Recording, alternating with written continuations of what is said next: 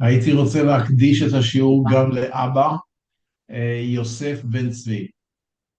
יוסף בן צבי, לעילוי יום נשמת פקודתו מחרתיים, ביום חמישי, כן. יוסף בן צבי, לעילוי נשמתו של יוסף בן צבי. בואו נתחיל מחדש את הפרק, למרות שקטע ממנו כבר למדנו. אני מתכוון לפרק התשיעי במסכת שבת, לדף פ"ב עמוד א', פ"ב עמוד א'. המשנה, אמר רבי עקיבא, מניין לעבודה זרה שמטמא במסע כנידה? מניין? מה המקור שאפשר לבוא ולקבוע שעבודה זרה גורמת לטומאה במסע כנידה? נידה מטמאת במסע. אם אתה לוקח נניח אישה נידה, שם אותה בתוך ארגז למשל, ואתה מרים את הארגז, לא נגעת בה, זה נקרא מטמאה במסע, גם לא בנגיעה. וכן, אם היא יושבת נניח, כבר אמרתי את זה, על 10 מזרונים, כל המזרונים שמתחתיה נטמאים, זה נקרא טומאה במסע, לא בנגיעה. אז עבודה זרה יש לה דין כמו נידה שמטמאה במסע. אם אתה לוקח פסל של בודהה, שם אותו בארגז ומרים את הארגז, לא נגעת בפסל, הוא מטמא אותך כמו נידה שמטמא. היום, היום המושג הזה של נידה, טומאת נידה, לצערנו אין לו משמעות, כי אין לנו בית מקדש וכולנו טמאים, אבל פעם זה היה מאוד משמעותי. אז רבי עקיבא מחדש חידוש גדול, שעבודה זרה, התורה לא אומרת דבר כזה. בשום מקום בתורה לא כתוב שעבודה זרה מטמאה. בא רבי עקיבא ומחדש, מניין לעבודה זרה שמטמאה במסע כנידה, שנאמר, תזרם כמו דבה, צא תאמר לו. פסוק בישעיהו. ישעיהו מדבר באמת על הפסל. אז ישעיהו אומר, תזרם, את הפסל תפזר, תרחיק, כמו דבה, כמו שמרחיקים נידה. את הנידה מרחיקים, מרחיקים זאת אומרת, משתדלים שלא לנגוע. אז הנה, הנביא ישעיהו אומר שעבודה זרה תפוזר כמו נידה. זה לא מקרי שהוא משווה עבודה זרה לנידה. עוד כתוב בפסוק, צא תאמר לו. יותר מאוחר אנחנו נסביר מה זה צא תאמר לו. אבל מה שמעניין אותנו עכשיו זה המילה תזרם כמו דבה. אני ממשיך לקרוא במשנה. הרב, סליחה, רציתי לשאול מה זה במסע? אם אני נוהג ברכב, מאחור יושבת דבה או עבודה זרה, זה נקרא שאני במסע או שאני צריך להרים אותו ממש? אני חושב שלא. אני חושב שמסע זה רק או שהיא מעליך בלי נגיעה, או שהיא מתחתיך בלי נגיעה. אבל אם זה מאחור במרחק בלי נגיעה, זה לא נקרא מסע, כך נדמה לי. תודה. אז נסיים את המשנה, הוא מאמר את המשנה, מה נידה מטמא כמסע, אף עבודה זרה מטמא כמסע, עד כאן המשנה. זה למדנו. עכשיו הנה עוד משנה שהגמרא מצטטת ממקום אחר. תנא נתן למדנו שם במשנה, מי שהיה ביתו סמוך לעבודה זרה. אתה בנית לך בית בצורה כשרה וטובה, ובא השכן והקים כנסייה לעבודה זרה, והקיר של הבית שלך משמש קיר גם לחדר שלו, של עבודה זרה. זאת אומרת, יש לכם קיר משותף. החצוף יתקרב לקיר שלך ומשתמש בקיר שלך, והקיר שלך משרת עבודה זרה. ונפל, והקיר הזה נפל, אסור לבנותו. אם אתה בונה אותו, אתה בעצם נותן עוד פעם חסות לעבודה זרה. אז מה לעשות? כיצד יעשה? כונס לתוך שלו ד' אמות, מה זה 0.5 מטר. הוא מתרחק מן הקיר הקודם 2 מטר, הוא מפסיד שטח, הוא בונה, ובונה את הקיר מחדש. ומה יהיה בשטח הזה? 2 המטרים שהוא יתרחק מעבודה זרה, וזה שטח שלך. הם לא יבנו על השטח שלך, אבל אתה הרחקת 2 מטר, 400. ומה יהיה בקטע הזה של 2 המטר? הם שלך. שים שם כל מיני מכשולים, תגדל שם פרחים, שיחים, תתעץ. אבל הקיר שלך שיתרחק מן הקיר ההוא, מן הבית ההוא, מן החדר ההוא. אני ממשיך לקרוא את המשנה. היה שלו ושל עבודה זרה, אם המקום שבו עמד הקיר, השטח שמתחתיו, היום הקיר הוא די דק. מה עובי קיר היום? 20 סנטימטר, 25 סנטימטר. אתם יודעים, הקירות של פעם לא היו כל כך דקות. אנחנו גרנו בירושלים בבית שהקיר היה 50 סנטימטר. החלון, על אבן החלון, יכולנו לשבת כילדים. היה רחב. הבתים של פעם. אז מה יעשה אם היה שלו ושל עבודה זרה? אם השטח היה של שניכם, נידון מחצה על מחצה. מה זה נידון מחצה על מחצה? אתה צריך להתרחק רק מן המחצה. זאת אומרת כך, בואו נניח שהקרקע מתחת לקיר היה נניח מטר, ואתה צריך להתרחק 2 מטר. אז אתה לא צריך להתרחק 2 מטר, אתה צריך להתרחק רק 1.75 מטר. כי יש לך 25 של השטח שלך. כלומר, השטח, החלק שלך, שהיה תחת הקיר, הוא כלול בתוך מידת ההרחקה. בסדר. למה אי אפשר לעשות הפקרה כמו בחמץ לדוגמה? אני לא יודע. אתה שואל אותי למה חכמינו לא תקנו לעשות מחירה כמו בחמץ. אינני יודע.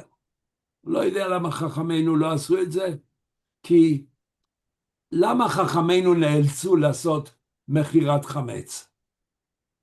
חכמינו לא עשו מחירת חמץ כדי לעזור לי ולך ולכל יהודי שלא יאכל חמץ. בחוץ לארץ, במזרח אירופה, לא נתנו ליהודים להיות שותפים באגודות המקצועיות, בגילדות.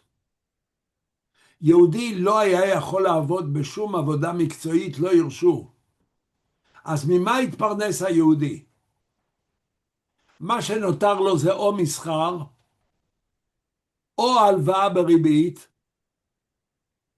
או מסחר, אמרתי, יבוא וייצוא. אז היו יהודים שהיו מייבאים משקאות חריפים, והיו מוכרים את זה, מסחר. עכשיו תארו לעצמכם שיש יהודי שיש לו מחסן עם 10 או 20 חביות של אלכוהול שהיה עשוי מחמץ. איך הוא יכול לשרוף את הכל? אם הוא שורף את הכל, אתה מחסל את הפרנסה שלו לנצח. אבל אני שואל לגבי הפקרה של הקיר. התשובה לא. גם אם אתה מפקיר את הקיר, אבל זה לא הפקרה. הפקרה שנשאר בידך זה לא הפקרה. נניח שיש לך בכיס אבן יקרה, ואתה מפקיר אותה, והיא ממשיכה להיות בכיס שלך. זה לא הפקר. אבל זה קורה עם החמץ שלי. אז את החמץ, כאשר אנחנו מוכרים מוכרים כן, במכירה כן, פתאום נעלם לי הצג. כן. וואו, וואו, וואו, וואו. מישהו פה, מישהו פה, יצחק קניגסברג, לחצת על משהו, אני רואה אותך על הצג שלי. אני רואה את הרב, אני רואה רגיל. או, הנה. זה חזר. נתקה מכירה, מכירה, זה שונה מהפקרה. הפקרה רשותך קונה לך. כל דבר שאתה מפקיר ונמצא ברשותך, זה לא הפקרה, כי הרשות שלך קונה את זה. בכל אופן, בוא נעזוב את השאלה למה חכמים לא הקלו על אותו יהודי מסכן שיש לו קיר. תהרוס את הקיר, תתרחק מן הכנסייה. בכלל כמה וכמה פעמים אמרתי שאנחנו מאוד מתקשים לענות על שאלה מסוג למה לא. הלוואי וידענו למה כן. הלוואי וידענו למה צריך ללבוש ציצית, ולמה צריך להניח תפילין, ולמה צריך לאכול מצות בפסח. קשה לנו להסביר למה לא. למה לא? למה אלוקים לא עשה כך? ולמה חכמינו לא עשו כך? אנחנו מתקשים בלמה לא. הרב, רציתי להיות משוכנע שאני מבין את הסוגיה. אם למשל אדם גר בבית משותף, והשותף שלו הוא גוי, נניח נוצרי לצורך העניין, יש להם קיר משותף, זאת אומרת של הבית, ובצד של הנוצרי יש שם עיקונים, או איזשהו צלב. מה המשמעות מבחינת החלק הפנימי של הקיר לכיוון הבית היהודי?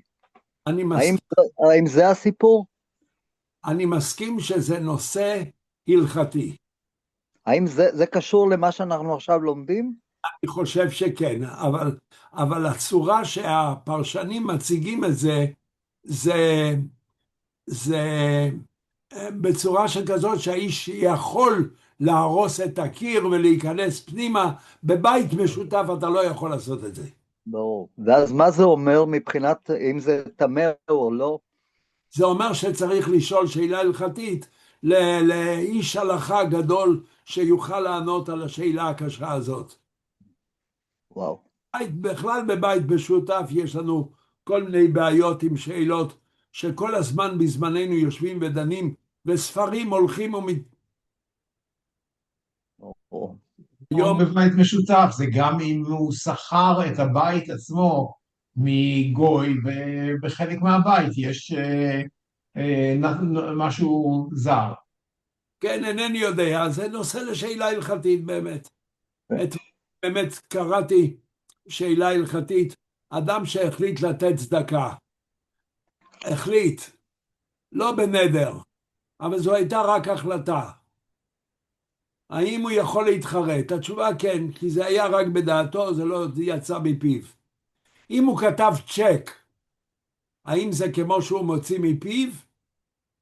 והוא כבר לא יכול להתחרט? אתם רואים, העולם המודרני המציא לנו. עכשיו שיש לנו את ה-AI, בוודאי שהעולם המודרני מקשה עלינו. אתה היום לא יכול להביא תמונה לבית הדין. יש לי זוג נינים, ברוך השם, שהם בני שנתיים, קטנטנים. הסבא שלהם, הבן שלי, פנה ל-AI ואמר ל-AI, נתן את התמונה של התאומים הללו ואמר, תראה לי איך הם נראים בבר מצווה. נכון. זה מדהים. נכון. ילדים לבושים עם עניבות, יפים, גדולים, מסורקים. נו, אתה יכול להביא דבר כזה היום לבית הדין ולומר, הנה הוכחה. כל הדברים החדשים שנוצרים היום, הם רק מכבידים על ההלכה. אני יושב עם הבן שלי שיחיה ליד השולחן בלילות שבת ואוכלים סיפורים מדהימים. בנושאים שבינו לבינה, בתחום של רכוש וויכוח והמצאות ודיונים ושאלות הלכתיות קשות. לפעמים הוא עצמו צריך להתייעץ עם גדולים בדורנו. ולצערנו אין הרבה גדולים בדורנו. איפה הרב אלישיב? איפה רב חיים קניאבסקי? איפה רב שלמה זלמן? שרק אתמול הם היו איתנו. אני כבר לא מדבר על החזון איש ועל הרב קוק. אני לא מדבר עוד יותר מוקדם על רב עקיבא איגר, על רב חיים מויזר. בדורנו היו גדולי הלכה. מי היום גדולי הלכה? איפה יש לך היום גדול הלכה? יש יהודים טובים שבאמת יודעים, אבל איפה הרמה של פעם? בכל אופן, נתקי, אני לא יכול לענות לך על השאלה, למה חכמינו לא תקנו מחירת הקיר כדי להיפטר כמו במחירת חמץ? אני לא יודע. אני התכוונתי להפקרת הקיר, אבל לא חשוב, גם מחירה זה בסדר. איך אתה יכול להפקיר דבר שהוא שלך? את מי אתה מרמה? בחמץ אני עושה את זה. בחמץ אתה מפקיר, ואם, תראה, אני הפקרתי חמץ, נתתי בקבוק ויסקי לנוכרית שאיתי. אמרתי לה, קחי את הבקבוק ויסקי ואני הפקרתי. עבר הפסח, אמרתי לה, יש לך את הבקבוק, אני רוצה אותו חזרה. תני לי אותו. אז היא אמרה, שלחתי אותו לפיליפינים.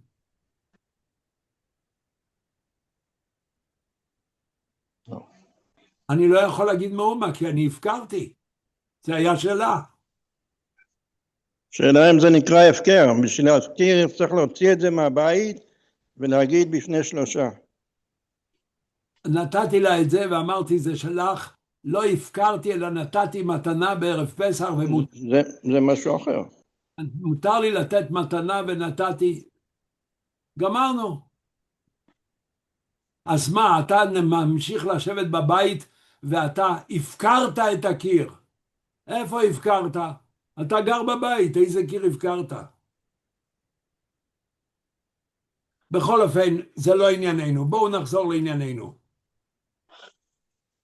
בכל אופן, אפשר לומר משהו בענייני צדקה? כן. אני שמעתי שאם אדם החליט ב100%, במחשבה, לא מעבר לזה, לתת צדקה לאיזה גוף מסוים, הוא לא יכול להתחרט. אתה אמרת את המילה ב100%. למה הוספת את 100%? הוא גמר בדעתו, נעזוב את האחוזים, גמר בדעתו לתת לארגון מסוים, הוא לא יכול להתחרט. יפה הסברת. זאת אומרת, אמרת, גמר בדעתו.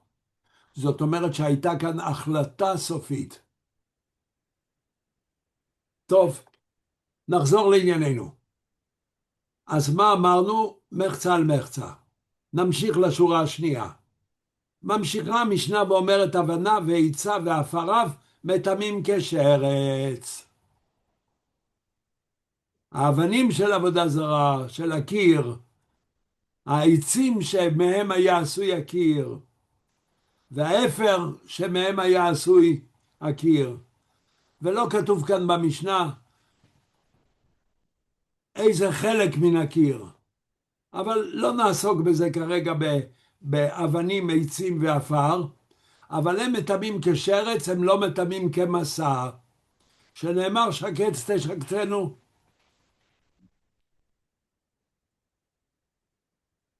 אז מה אמרו לנו כאן חכמים? חכמים אמרו לנו כאן דבר מאוד מעניין מה שנוגע אלינו. שיש דברים בעבודה זרה שמטמאים כשרץ.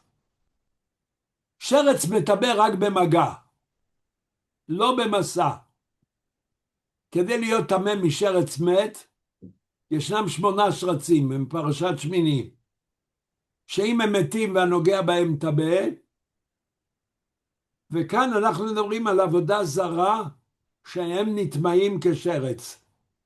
שנאמר שקץ תשקצנו. אומרים הפרשנים ששקץ תשקצנו זהו ביטוי של מאוס. והשרצים המתים הם מאוסים.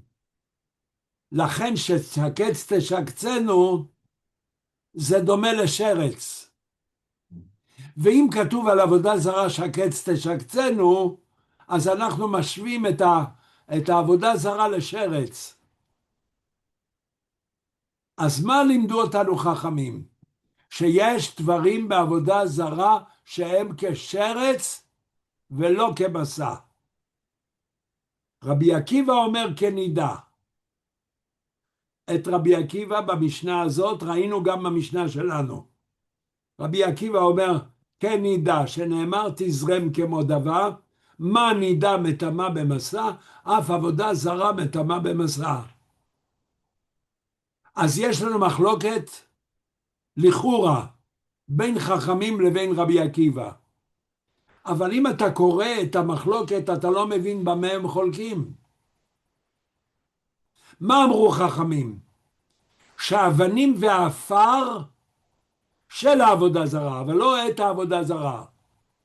האבנים והאפר ומטמאים כשרץ. מה אומר רבי עקיבא? שעבודה זרה מטמא כנידה, במסע. אתה יכול לראות פה מחלוקת? אז המחלוקת לא ברורה. עוד מעט הגמרא תסביר לנו מה המחלוקת. נתקדם. אמר רבא. רבי עקיבא אומר על ההבנה וצו ההפרה. לזה הוא מתכוון. שהם אומרים שזה כשרץ, והוא אומר שזה כמו נידה. כך נראה לך. עובדה שהביאו אותו אחרי זה, או אחרי חכמים. יפה. ככה זה נראה. בוא נראה אם חכמינו גם הבינו כך את המחלוקת. קודם כל יש כאן אמירה מאוד יפה של רבא. אמר רבא, מה זה תזרם כדבר? תזרם דאמר קרא, כשהפסוק אומר תזרם כמו נידה, הכוונה נחרינו מנך. נחרינו, השורש הוא נוכרי, הרחקה, כזר. צא תאמר לו לעבודה זרה. ייכנס אל תאמר לו.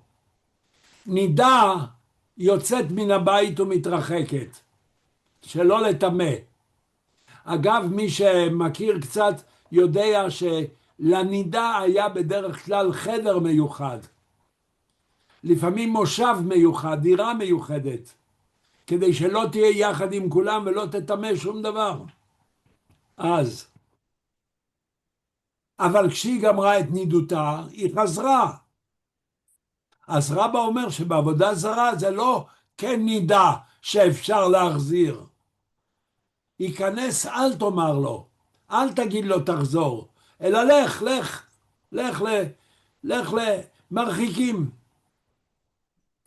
אז מה עשה כאן רבא? הוא הסביר לנו את ההשוואה, ותו לא. אבל עדיין אנחנו רוצים לשמוע מה בדיוק המחלוקת. אני ממשיך לקרוא. אמר רבא, במסע דכולי עלמא לא פליגי דמטמא, דהיתקש לנידה. אין מחלוקת בין חכמים לבין רבי עקיבא, שעבודה זרה מטמא כנידה במסע. אם אתה לוקח פסל של בודה ושם בארגז ושם על הגב שלך מבלי שנגע בך, הוא מטמא אותך כמסע, זה עבודה זרה מטמא כמסע. גם חכמים יסכימו לזה וגם רבי עקיבא יסכים לזה. למה? אני ממשיך לקרוא, דהיתקש לנידה, שהרי עבודה זרה הותקשה לנידה, הקש. אז מה המחלוקת? כי פליגי במה הם חולקים באבן משמח. יש מושג חדש שלא הכרנו עד היום, שקוראים לו אבן משמח, אבן משמח. אבן משמח לפי מה שנאמר כאן בפירוש, אתה לוקח אבן, שם על גבי עמודים, מתחת לעמודים יש כלים, אם נידה יושבת על אבן כזאת, למרות שיש מרחק בין גופה לבין הכלים שמתחת לאבן, היא מטמאה את הכלים למרות שיש אוויר בין הכלים לבין האבן. היא יושבת על אבן. זה נקרא אבן משמה. אבן משמה זו האבן שעליה יושבת הנידה, ומתחת לאבן במרחק של אוויר. גם הם נטמעים. אני קורא. כי פליגי יש פה מחלוקת באבן משמה. רבי עקיבא סבר כנידה. מה נידה מטמאה באבן משמה? הנידה מטמאת את הכלים אפילו שהיא יושבת באבן משמה. אף עבודה זרה מטמאה באבן משמה. ורבנן סברי שרץ. מה שרץ לא מטמא באבן משמה? אף עבודה זרה לא מטמאה באבן משמה. אז זה לא מה שאתה הצעת מחלוקת, רבא מציע מחלוקת אחרת. אבן משמה. אז לפי חכמים הנידה מטמאה במסע, אבל לא באבן מסע. לפי רבי עקיבא הנידה מטמאה גם במסע וגם באבן מסמה. זאת המחלוקת. חכמים אומרים שזה כמו שרץ. הרי נידה תואמת גם שרץ. הוקשה לשרץ, שהרי נאמר שקץ תשקצנו. אז לפי חכמים כמו ששרץ לא מטמא באבן מסמה, גם עבודה זרה לא מטמאה באבן מסע. אני חוזר, אמר רבא במסע, דכולי עלמא לא פליגי דמיטמא, והתקש לנידה, כי פליגי באבן משמה. רבי עקיבא סבר כנידה, מה נידה מטמאה באבן משמה? אף עבודה זרה מטמאה באבן משמה. ורבנן סברי כשרץ, מה שרץ לא מטמא באבן משמה, אף עבודה זרה לא מטמאה באבן משמה.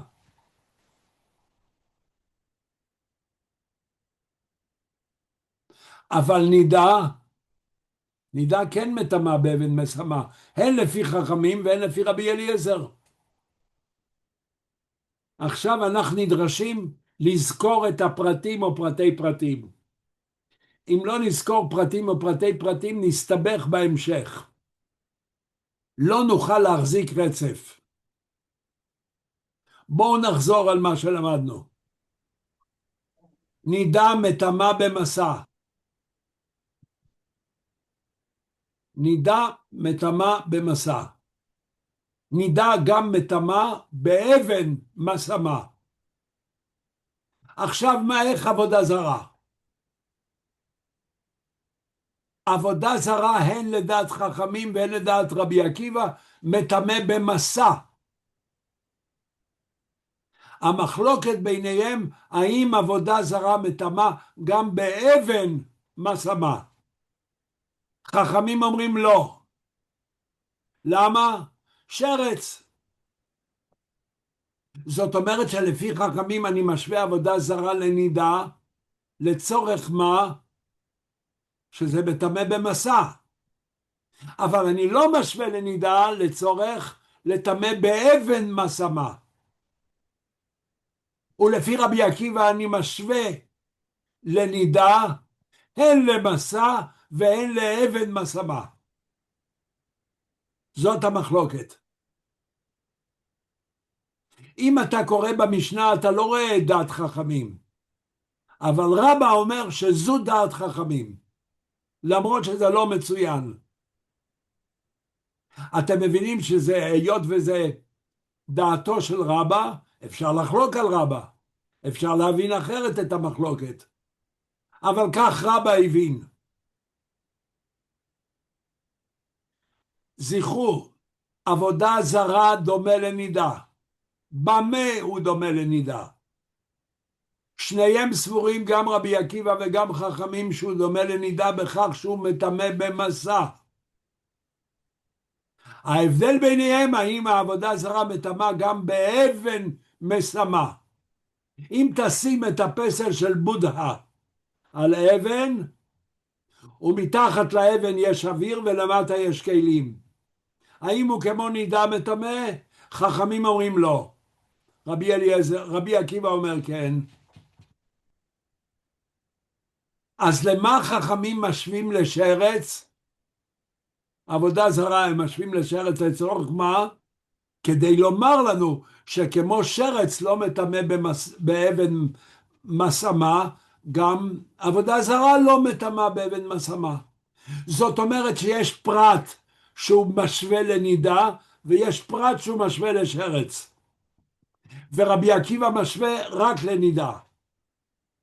אבל רבי עקיבא לא יכול להתעלם משקץ תשקצנו. הרי משווים משהו לשרץ. מה זה? בואו נראה את ההמשך. אני ממשיך לקרוא. שואלת הגמרא ולרבי עקיבא, למה הלכתה יקש לשרץ? הרי התורה אומרת שקץ תשקצנו על עבודה זרה. זאת אומרת שעבודה זרה היא כמו שרץ. לפי רבי עקיבא לצורך מה? מה ההשוואה? אז אומרת הגמרא למשמשיה. כל הדברים ששימשו את העבודה זרה, הם לא עבודה זרה, אבל הם שימשו את העבודה זרה. למשל השולחן שעליו עמד עבודה זרה. השולחן הוא לא עבודה זרה, אבל הוא משמש את העבודה זרה. אז הוא כשרץ. מה פירוש כשרץ? לא מטמא לא במסע ולא באבן משמה. שואלת הגמרא ולרבנן, למה הלכתה התקש לנידה? אז לפי חכמים, אם הם משווים לשרץ, בשביל מה הם משווים לנידה? התשובה פשוטה, למסע. כמו שנידה מטמא במסע, גם השרץ מטמא במסע, אבל לא באבן משמה. עד כאן המחלוקת בין חכמים לרבי עקיבא, לפי דעתו של רבא. יפה, הבנו. עכשיו שואלת הגמרא שאלה חזקה, וליקשה רחמנה לנבלה, למה חכמים צריכים להשוות גם לנידה וגם לשרץ? לנידה שמטמא במסע, לשרץ שלא מטמא באבן מסע. אז הוא צריך שני לימודים לפי חכמים. למה שלא ישווה את זה לנבלה? מה דין של נבלה? נבלה מטמא במסע, אבל היא לא מטמא באבן משמה. אז חכמים תשוו את העבודה זרה לנבלה.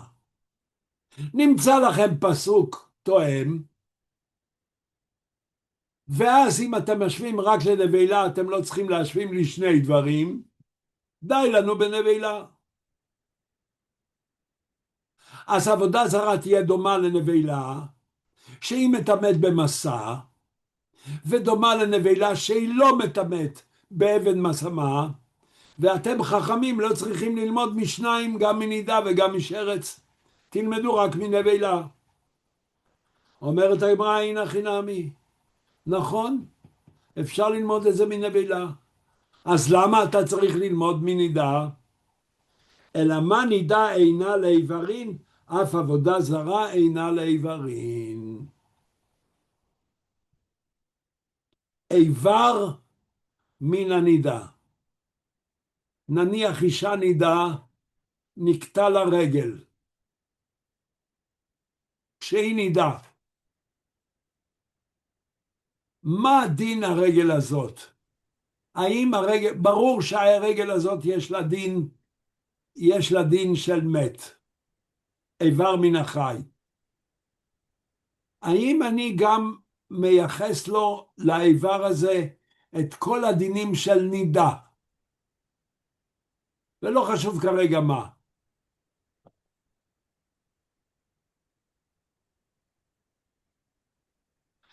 אז התשובה של האיבר הזה, של הנידה, אין לו דין של נידה, אחרי שהוא נותק מן האישה. יש לו דין של מת, אבל לא דין של נידה. אז אני משווה את העבודה זרה לנידה, כדי לומר לנו שאם חלק מן העבודה זרה יתפרק מן העבודה זרה, הוא כבר לא מטמא. לא מטמא כנראה בכלל, לדעת רוב הפרשנים. אז לפי חכמים כך, אני משווה את זה לנידה, לא, נתחיל אחרת. אני משווה את זה לנבלה. כמו שנבלה מטמא במסע, כך עבודה זרה מטמא במסע. אני משווה את זה לנבלה, כדי לומר שכמו שנבלה לא מטמא באבן מסמה, גם עבודה זרה לא מטמא באבן מסמה. אז למה אתה משווה את זה לנידה? כדי לומר שאיבר מן העבודה זרה לא מטמא יותר. כמו שאיבר מנידה לא מטמא יותר בתור נידה. אוקיי, דיון של המוראים בבית מדרש, עם סברות, איך הם מבינים את חכמים, למה כך ולמה כך. זה רבה והסוגיה הנגררת אחרי רבה.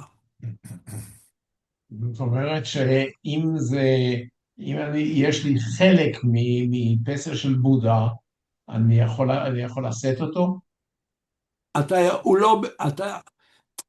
תראה, התורה... הוא לא מטמא. זהו. הוא לא מטמא. לשאת אותו, אין איסור לשאת. אתה לא נושא אותו כדי שלא תטמא. אבל אם למשל אתה רוצה לקחת אותו ולזרוק אותו מחוץ לעיר, אין איסור נסיעה. זה לא כמו מוקצה בשבת. עד כאן רבה וההסברים של רבה. אישה שיש לה פרוטזה של רגל, היא מטמאה נידה? הרגל? לא, הרגל היא פרוטזה. איבר שהוא לא טבעי, אבל הוא קשור אליה. בוודאי. הוא מטמא? אפילו דברים שלא... היא נוגעת בזה, היא הרי נוגעת בזה כל הזמן. כן, בסדר, אני שואל. אמרנו שהנידה מטמאה במסע. מה פירוש במסע? כל דבר שהיא דורכת עליו, יושבת עליו, אפילו 10 מזרונים, התחתון ביותר, זה נקרא טמאה במסע. בוודאי שהיא מטמאה את הפרוטזה. הפרוטזה הזאת הופכת להיות טמאה בגלל האישה הנידה. לכשייבנה בית המקדש, אישה נידה שתלך עם פרוטזה, כשהיא טובלת, היא תטביל גם את הפרוטזה. כל עוד שהיא הולכת אותה, הפרוטזה הזאת טמאה, כי הנידה מטמאה במסע, בוודאי במגע. הרי אם הפרוטזה נוגעת בגוף שלה, אז היא נוגעת במגע. אבל ברגע שהיא הסירה את הפרוטזה, אז הפרוטזה כבר לא מטמאה. אני לא הבנתי מה ששאלת. אני אומר, אם האישה הסירה את הפרוטזה, שמה אותה בצד, לפני שהיא הייתה טמאה או אחרי שהיא הייתה טמאה? היא הייתה טמאה, היא נידה, ואחר כך הסירה את הפרוטזה. אם היא נידה, הפרוטזה טמאה, וצריך את הפרוטזה לטהר, על ידי טבילה במקווה. אבל אמרנו שאם הוסרה רגלה, הרגל אמיתית שלה נחתכה, הוסרה, הרגל כבר לא מטמאה כנידה. זה ההבדל בין איבר מן החי.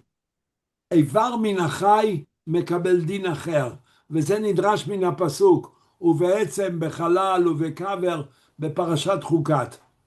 זה נדרש מפסוק, אבל בכל מה שהיא נגעה, זה טמא, וצריך לטהר. זה לא מקרי שירושלים הייתה מלאה עם מקוואות. בכל מקום שהארכיאולוגים חופרים, בכל מקום דבר ראשון מוצאים מקווה. ומי כמוך שמטייל בארץ יודע כמה מקוואות גילו בארץ. הנושא הזה... תודה. יש הרבה מקוואות לאורך כל הארץ, בייחוד סביב ירושלים, בדרך. לעולים שעולים אל ירושלים שיתארו בהגיעם. זה פשוט מאוד. עולי הרגלים, לפני שבאים לירושלים, היו צריכים לטבול. היו צריכים לטבול. יש מקום יפה שאפשר לראות זאת ביישוב אל-עזר, בדרך האבות מה שנקרא, מצפון לחברון, לפני ירושלים. ביישוב רואים ממש התגלה מקווה מפוארת.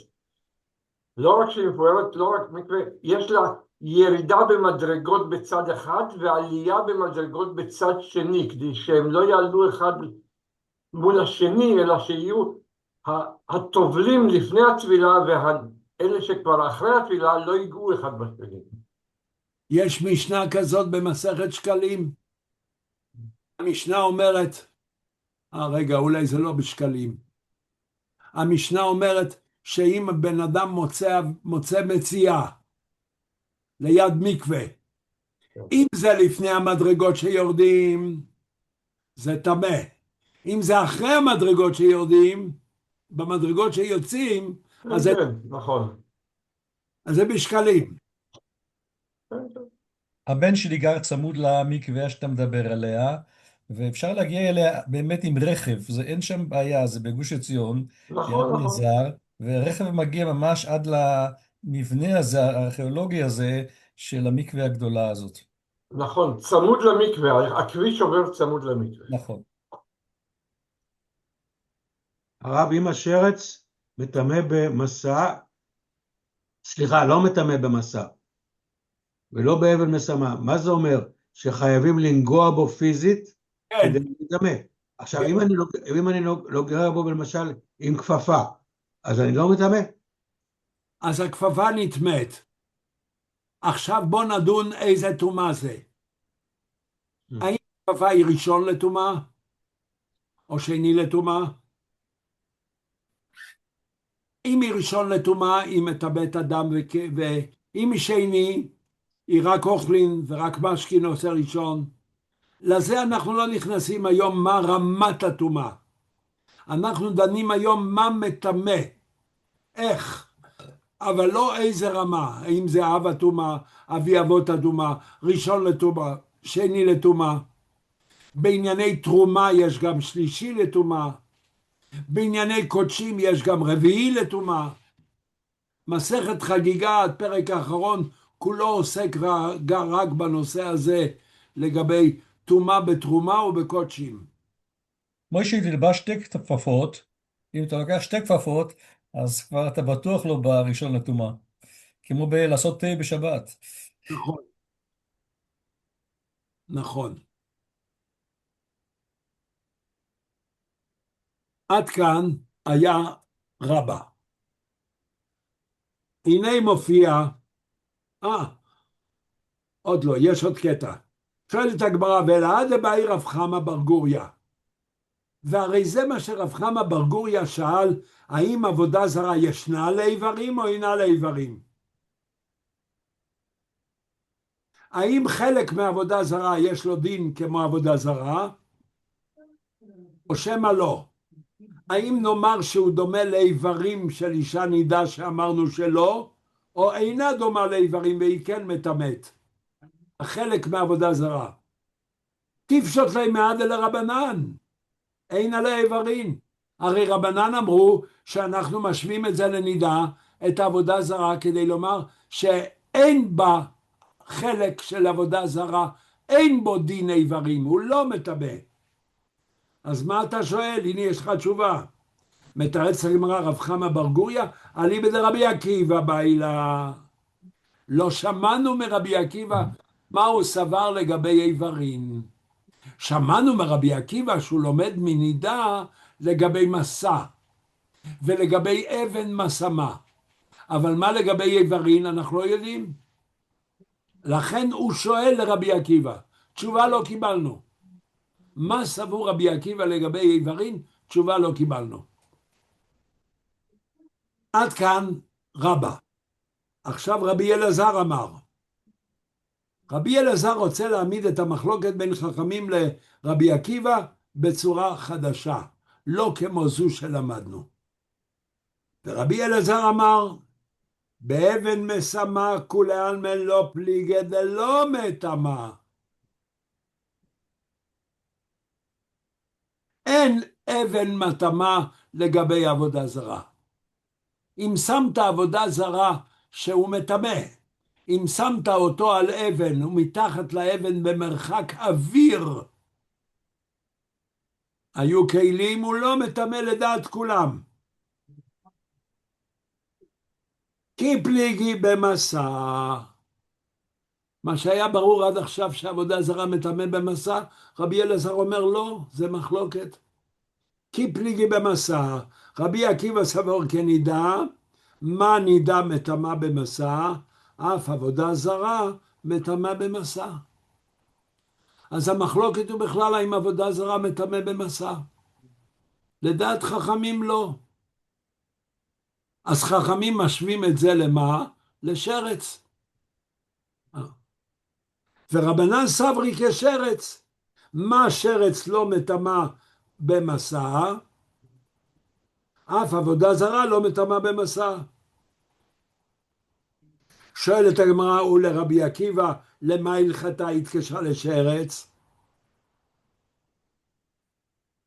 אם רבי עקיבא אומר שאנחנו לא לומדים משרץ, אלא יש טומאה במסע, למה לומדים את זה משרץ? מה ההקשר לשרץ? שקץ תשקצנו, למשמשיו. משרץ אני לומד שמשמשי עבודה זרה, משמשי עבודה זרה זאת אומרת לא העבודה זרה בעצמה, כמו שאמרתי קודם, השולחן שעליו עמדה עבודה זרה. אז זה כמו שרץ, לפי רבי עקיבא. ורבנן, למה הלכתה התקש לנידה? אם אתה סבור שמסע לא. למה זה? בכל זאת הפסוק משווה את זה לנידה. מה נידה אינה לאיברים? אף עבודה זרה אינה לאיברים, זה נשאר. מחלוקת חדשה, האם עבודה זרה מטמאה במסע או לא מטמאה במסע? חכמים אומרים לא, זה דומה לשרץ. רבי עקיבא אומר כן, זה דומה לנידה. אבל אל אבן מסמה, כולם סבורים שאין.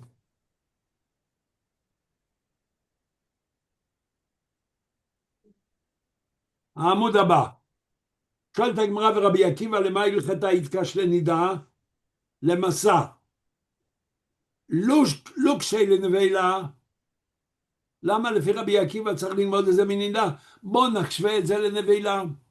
ואז נבלה אין אבן מסמה, אבל יש מסע, בדיוק כמו רבי עקיבא סבור, למה אתה צריך נידה? אומרת הגמרא, אין הכי נמי, נכון, אבל אני צריך את זה לאיברים. אלא מה נידה אינה לאיברים? אף עבודה זרה אינה לאיברים. שואלת הגמרא, אלא דבאי רב חמא בר גוריא, עבודה זרה ישנה לאיברים או אינה לאיברים? תפשוט לי מה בין לרבנן בין לרבי עקיבא דאינה לאיברים. הרי שניהם סבורים שאנחנו משווים את זה לנידה כדי לומר שהאיבר לא מטמא כנידה. אז מה רב חמא בר גוריא שואל? מתרץ הגמרא, רב חמא בר גוריא כרבא מתני.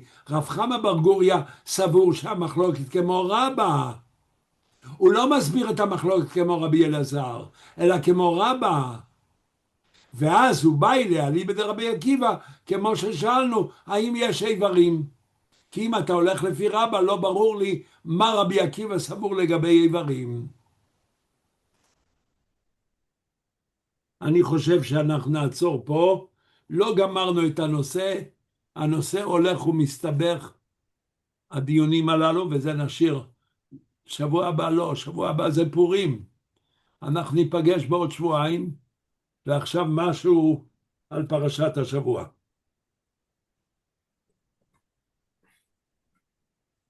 יש שני דברים מאוד מעניינים בפרשה, שכל אחד מאיתנו יכול להביע דעה, ולהסביר את זה בצורה יפה. הנושא הראשון בפרשה זה שמן. תראו, זה נושא מאוד מעניין. כל הפירות שיש בעולם, אתה יכול לאכול אותם, ואתה יכול לסחוט אותם ולהפיק מהם מיץ. הפרי היחיד שאתה לא יכול לאכול אותו הוא זית. כדי לאכול את הזית אתה צריך לעשות הרבה פעולות של החמצה וכדומה. כל פרי אתה יכול מיד לאכול כמעט. זית אתה לא יכול לאכול. כל פרי מוציא לך מיץ. הפרי המיוחד הזה שקוראים לו זית, הוא גם מוציא לך מיץ. אבל המיץ הזה לא שווה לכל המיצים. כל המיצים האחרים לא שווים כלום. מים. גם יין הוא מים. עד שאתה עושה אותו יין, הוא צריך לעמוד ולהמיץ, אבל שמן יש לך מיד. אז תראו, הפרי הכי גרוע במרכאות, הוציא את המיץ הכי טוב. וגם המיץ הזה לא ראוי לשתייה. בשום אופן. כל המיצים בעולם ראויים לשתייה. זה המיץ היחיד שלא ראוי לשתייה. וזה המיץ היחיד שהוא חומר דלק. והוא שונה מכל חומר דלק, בשעה שכל חומר דלק אתה יכול להדליק אותו, זרוק גפרור, זרוק גפרור על נר, על נפט. תזרוק גפרור דולק על שמן, שום דבר לא יקרה. כדי ששמן יהיה דולק אתה צריך... שמן אתה לא יכול לשתות, ובהלכה שתיית שמן לא מברכים, כי זה לא חומר לשתייה. לא מברכים.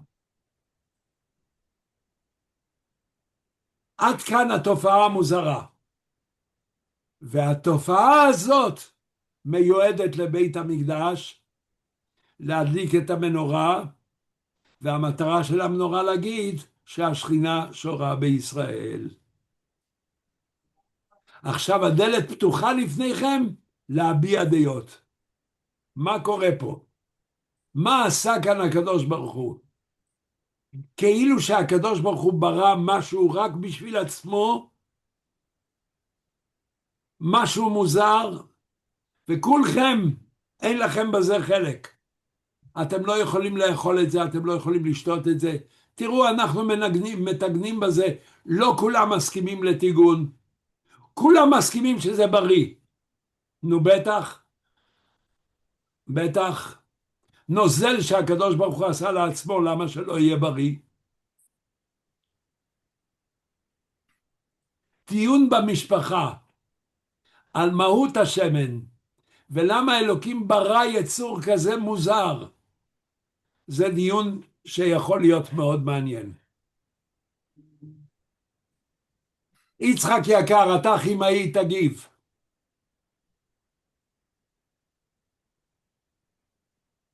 לא שומעים אותך. אתה ביוט, לא... יצחק, שומעים אותך. אני חושב שהוא לא נמצא עכשיו. בטח שהוא נמצא, רגע ראיתי אותו. פתאום הוא סגר, במקום לפתוח, יצחק בוא נראה אותך, לא.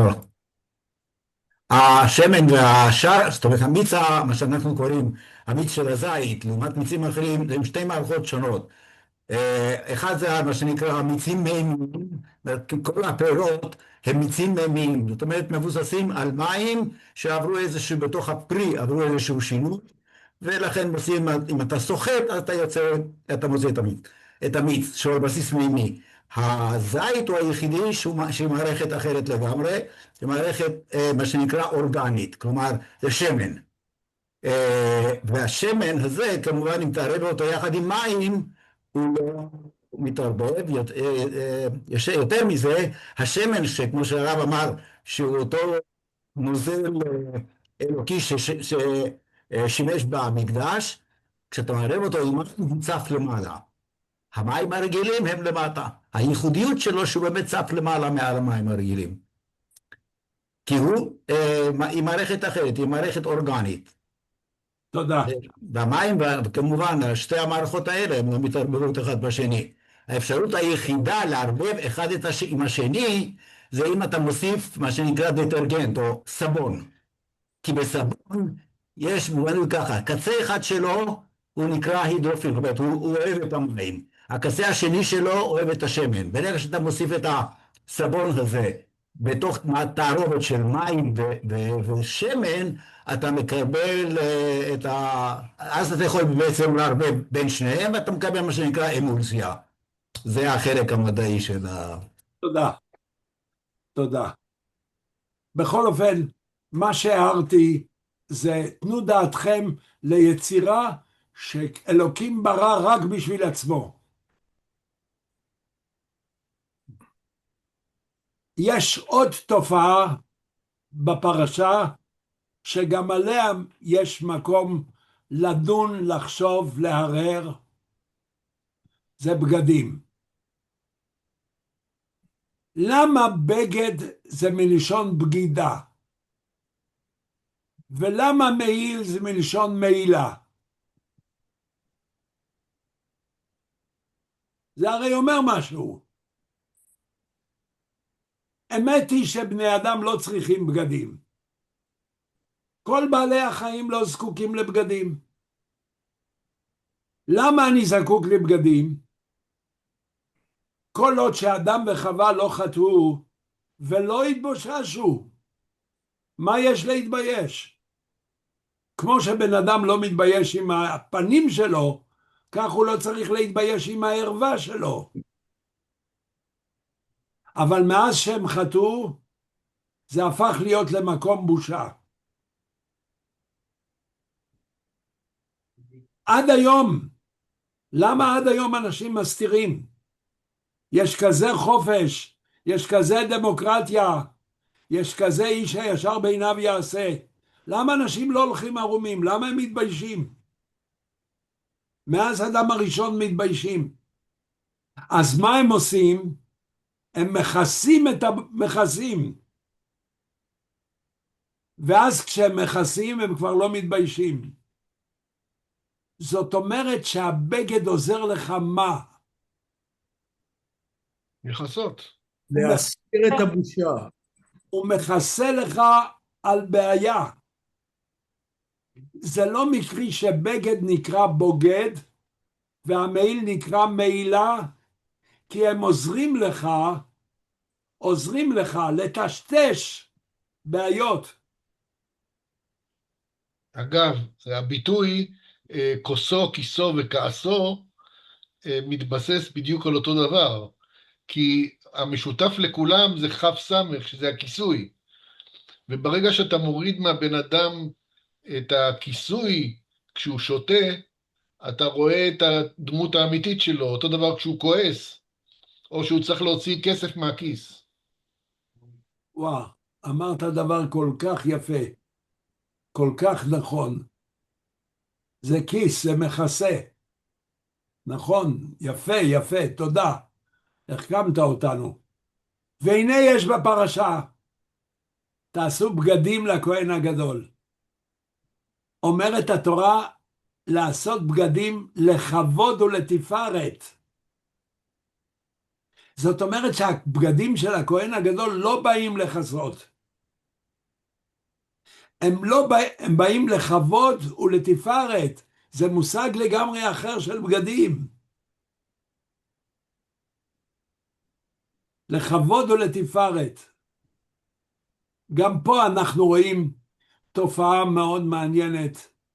משמעות של בגדים. עכשיו, חז"ל אומרים שהבגדים של הכהן הגדול, כל בגד בא לכפר על משהו.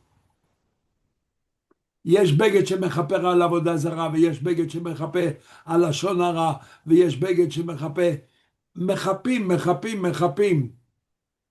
כי הבגדים שלי מכסים על בושה. הבגדים של הכהן מסלקים ממני. את כל אותם החטאים שאני צריך לכסות עם הבגדים שלי, הוא עם הבגדים שלו, הוא לא חושף, הוא מחסל את כל הביזיונות ואת כל החטאים שבן אדם מכסה על ידי בגדים. זה משמעות לגמרי אחרת של ביגוד. אלה שני דברים בפרשה. אבל אני רוצה לומר גם משהו, היות ופרשת זכור, השבת היא שבת פרשת זכור. מה יש לנו נגד עמלק? כל כך הרבה עמים התקיפו אותנו. ביציאה ממצרים לא רק עמלק, הרי היו עוד עמים שנאלצנו להילחם נגדם. ופה בארץ היה שקט, היה לנו שקט בארץ מבדיין, היה לנו שקט מן הפלישתים, היה לנו שקט מארם. מה קרה שאנחנו נדבקנו לעמלק? לנצח עלינו להשמיד את עמלק.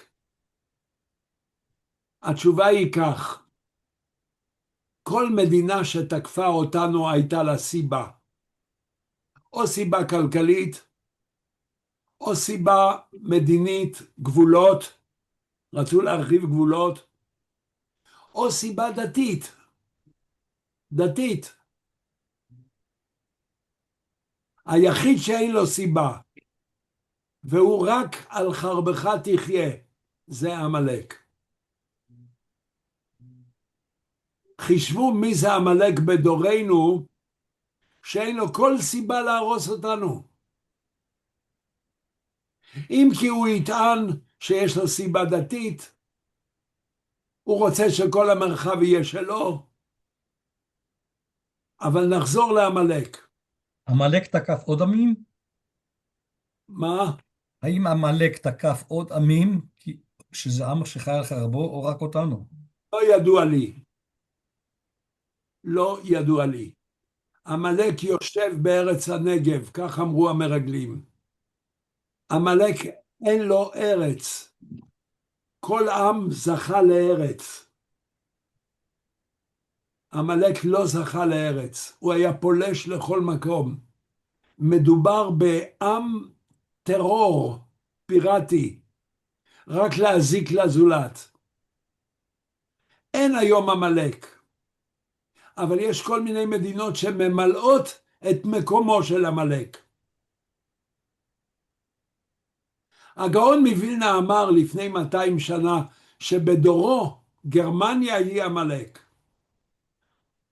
למרות שלפני 200 שנה גרמניה לא יצאה למלחמה כזאת כמו שאנחנו מכירים.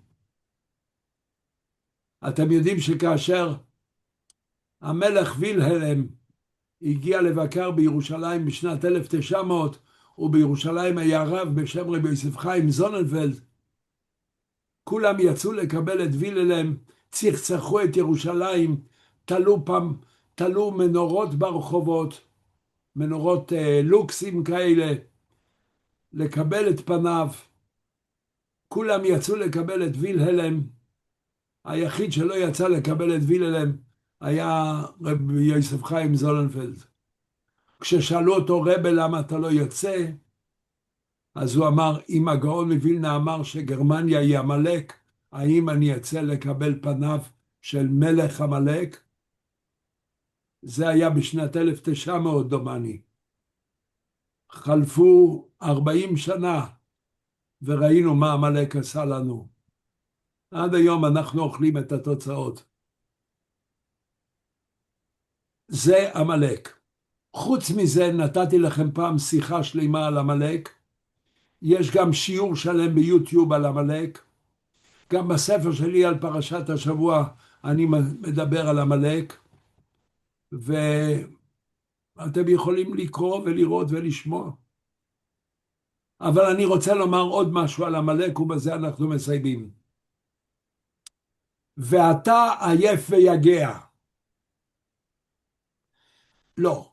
ויזנב בך כל הנחשלים אחריך. ויזנב בך. אתה הולך בדרך ויש לך כאלה שהם מזנבים אחריך. והוא הרג את כל אלה, הוא פגע באלה שמזדנבים מאחור. ויזנב בך כל הנכשלים אחריך. ואתה עייף ויגע, לא יכול להתגונן. ולא ירא אלוהים. אומרים חז"ל, הוא לא היה ירא אלוהים. מה התוספת הזאת? אז יש גמרא, שהגמרא אומרת דבר מאוד מעניין. למה משה רבינו בחר ביהושע, שיהושע יכה את עמלק? ויאמר משה ליהושע, צא לכם בעמלק. והוא נשאר בצד. משה נשאר בצד, הרים את ידיו. למה הוא שלח את יהושע? אומרים חז"ל, אמר הקדוש ברוך הוא, לא, אולי אמר משה, יבוא בן בנו של יוסף, שאמר את האלוהים אני ירא, וינקום בזה שאומר אין יראת אלוהים בליבו. מה ההשוואה הזאת? ההשוואה הזאת אומרת שאתה מצפה מן העמים, אפילו שהם עובדי עבודה זרה, אבל שיהיה בהם טיפה של יראת אלוקים. שיבינו שיש שליט שדורש צדק, שדורש להיות הגון. יוסף הצדיק, הרי האחים לא ידעו שהוא אח. יוסף הצדיק שיחק כאילו הוא השליט, מלך מצרים. והוא אומר להם את האלוהים אני ירא. במילים אחרות אנחנו מצרים, אבל יש בנו קומץ של צדק. תביאו את אחיכם אז אני משחרר אתכם. אני לא רמאי. מצפים גם מאומות העולם שיהיה להם קומץ של יראת אלוקים. ויש הרבה עמים שאתה יכול לשמוע מהם, אמנם היום עם הדמוקרטיה הסתבכו כל מיני דברים, עמלק ולא ירא אלוקים, שום דבר בנושא הזה. זו סיבה לתת מכה לעמלק.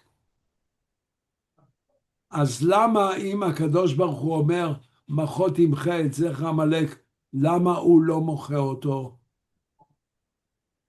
למה עמלק חי ונשאר וקיים? אז במאמר שלי אני מסביר בהרחבה, כי עמלק הוא שוט לעם ישראל. כשעם ישראל לא בסדר, מישהו צריך לעמוד מולו ולאיים עליו, כדי להחזיר אותו בתשובה, אבל הדברים הם ארוכים. אז אנחנו מתקרבים לשבת בכור, ואנחנו מתקרבים לפורים, וכשם שבזמנו הייתה ישועה גדולה לעם ישראל מהמן, שעשה השם ניסים בימים ההם, יעשה גם בזמן הזה. נקווה שיהיו ניסים גדולים החודש. אם חלילה צריכה להיות מלחמה, שזה יסתיים בניצחון גדול על אויבינו, שאמריקה תנצח, שחלילה לא יהיה עלינו שום טיל שלא ייפול עלינו ולא יפגע בנו, ונשמע ישועות ובשורות טובות ופורים שמח. ושוב, לפני שאני מסיים ואומר לכם שלום, אני רוצה לחזור ולומר תודה לכולכם שאספתם ביניכם כסף, שלחתם לי שי לפורים. תודה לנחמן שהתאמץ. נחזור וניפגש עם הרבה שמחה. להתראות ולילה טוב. פורים שמח. פורים שמח. פורים שמח. לילה טוב, פורים שמח. לילה טוב, פורים שמח. נחמן, תישאר נחמן. טוב. שלום שמח לכולם. פורים שמח.